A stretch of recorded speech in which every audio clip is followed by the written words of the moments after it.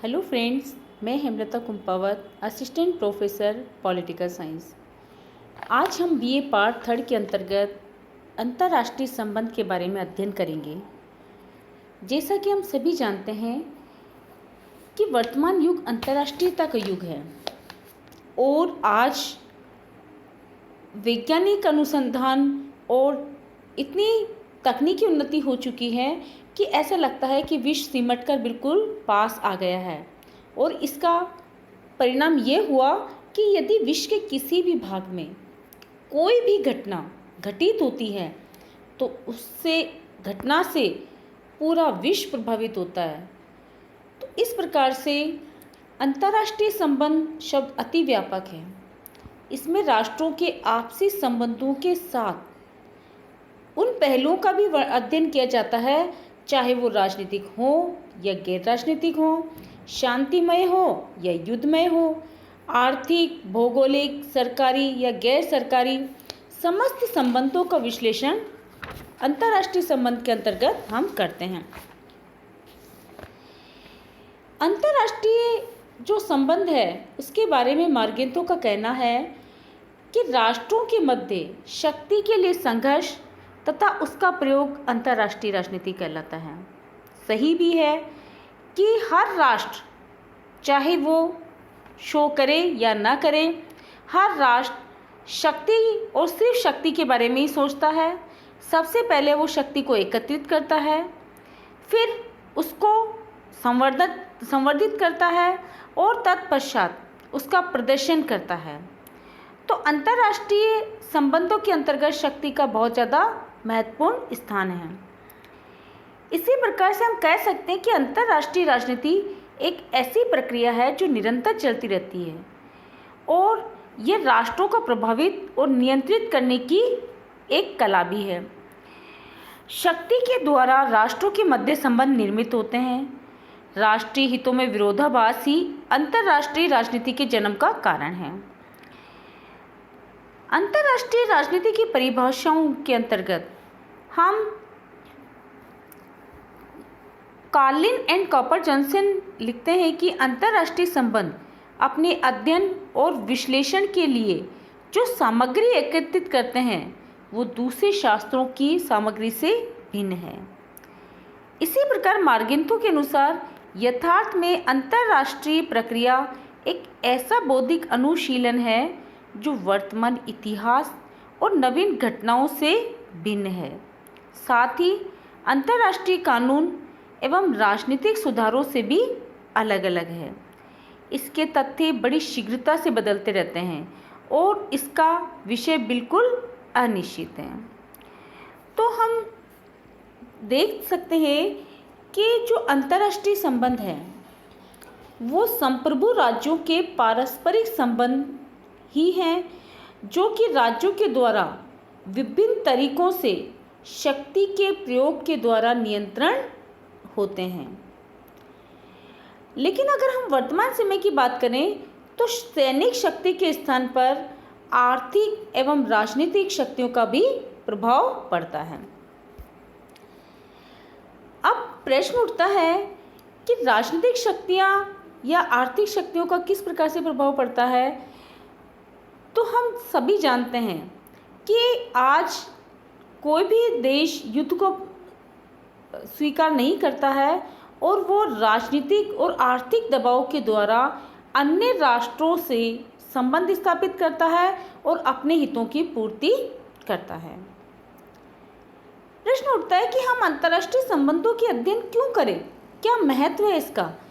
तो इसका सबसे बड़ा महत्व है कि अंतर्राष्ट्रीय संबंधों के अध्ययन के अंतर्गत हम अंतर्राष्ट्रीय संबंधों का या समस्याओं का समाधान खोजते हैं।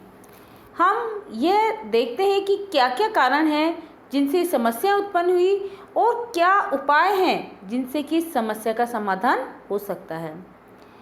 इसी प्रकार से विश्व संबंधों के आधारभूत तथ्यों से हम परिचित होते हैं और विश्व शक्ति को आधार तैयार करते हैं। विश्व शांति का आधार किस प्रकार से तैयार करते हैं कि हमें कौन कौन से ऐसे उपाय करने चाहिए जिससे कि विभिन्न राष्ट्रों के मध्य तनाव कम हो शांतिपूर्ण वातावरण हो या कहीं पर गृह युद्ध चल रहा है या दो देशों के मध्य चाहे सीमा विवाद हो या किसी और अन्य प्रकार का विवाद हो, तो उनके क्या सॉल्यूशंस हैं।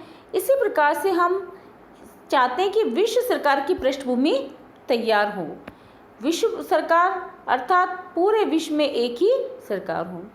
इसी प्रकार से विश्व राजनीति के अंतर्गत शक्ति संघर्ष की राजनीति का अध्ययन किया जाता है। अर्थात जैसा हमने पहले भी बताया है कि राष्ट्रों के मध्य हमेशा से शक्ति के लिए संघर्ष चलते रहते हैं और इसी प्रकार से विदेश नीतियों का अध्ययन हम अंतर्राष्ट्रीय संबंधों के आधार पर ही करते हैं। विदेश नीति अर्थात एक राष्ट्र दूसरे राष्ट्र के साथ जब संबंध स्थापित करता है तो वो किस प्रकार की नीति अपनाता है। जैसा कि हम सभी जानते हैं, या तो किसी राष्ट्र से हमारे संबंध बहुत अच्छे होते हैं, किसी से उदासीन होते हैं और किसी से बहुत खराब होते हैं। तो हम किस राष्ट्र के साथ किस संबंधों का अपनाएंगे, यह सब अंतर्राष्ट्रीय संबंधों के अंतर्गत हम अध्ययन करते हैं। अब आते हैं हम अंतर्राष्ट्रीय संबंधों की विषय वस्तु क्या है। अंतर्राष्ट्रीय संबंधों की जो विषय वस्तु है, सबसे पहली है कि इसके जो पात्र हैं वो राज्य होते हैं और अंतर्राष्ट्रीय राजनीति के अध्ययन का केंद्र बिंदु भी यही राज्य होते हैं। इसके अंतर्गत हम दो या दो से अधिक राज्यों के बाहरी व्यवहार और आपसी क्रियाओं का अध्ययन किया जाता है।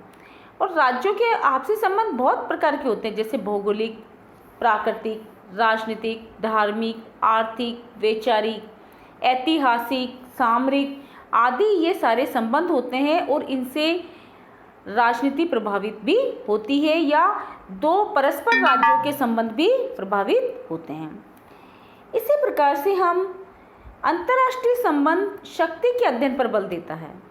शक्ति का अध्ययन, जैसा कि हमने शुरू में देखा कि अंतर्राष्ट्रीय राजनीति में जितना जोर शक्ति पर दिया जाता है उतना शायद किसी अन्य विषय पर नहीं दिया जाता है।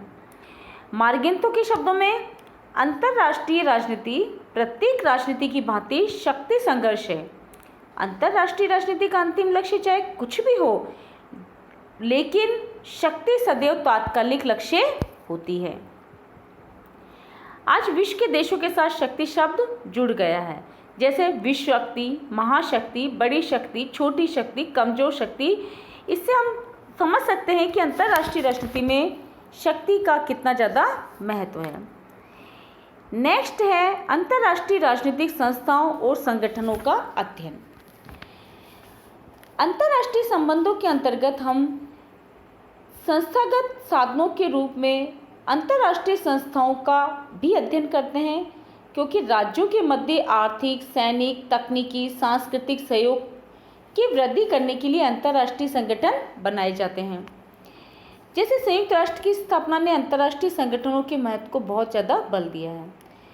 तो बहुत सारे तरह के राज्यों के मध्य संबंध होते हैं जो संस्थाओं पर आधारित होते हैं। जैसे हम आर्थिक संबंध लें तो यूरोपियन साझा बाजार है, विश्व वर्ल्ड बैंक है, कोलंबो योजना है, WTO विश्व व्यापार संगठन है। इसी प्रकार से सैनिक संगठन है, जैसे नाटो, सीटो, सेंटो, वार्सा संधि।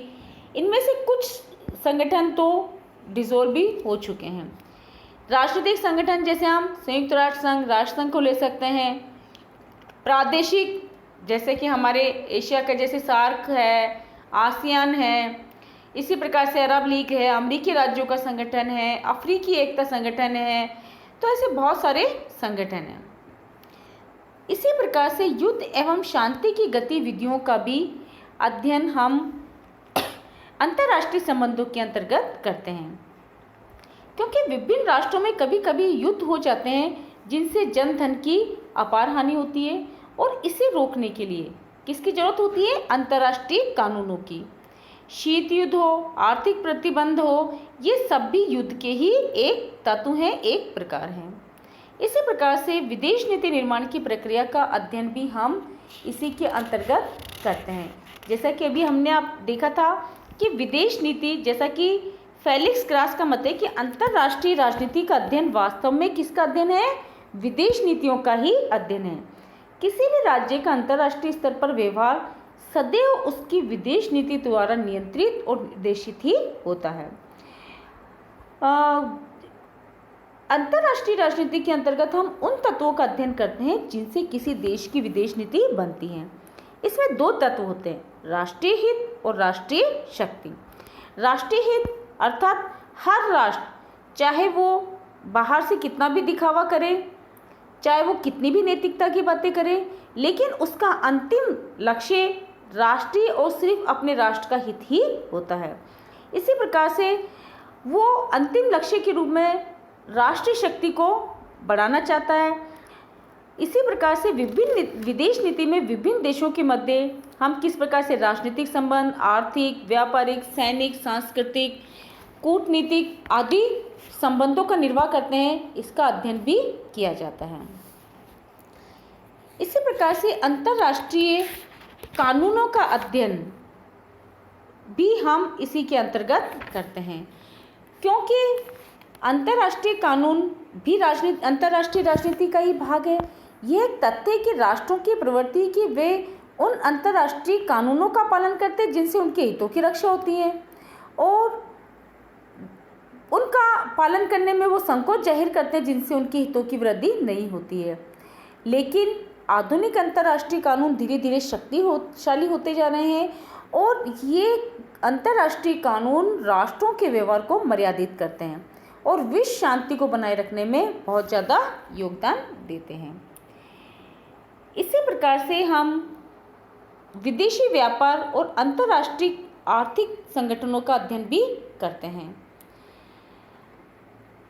आर्थिक संगठनों का अध्ययन हम जैसे अंतर्राष्ट्रीय राजनीति में बढ़ते हुए आर्थिक तथा व्यापारिक संबंध, जाहिर है कि अंतर्राष्ट्रीय संबंधों में बहुत महत्वपूर्ण भूमिका निभाते हैं।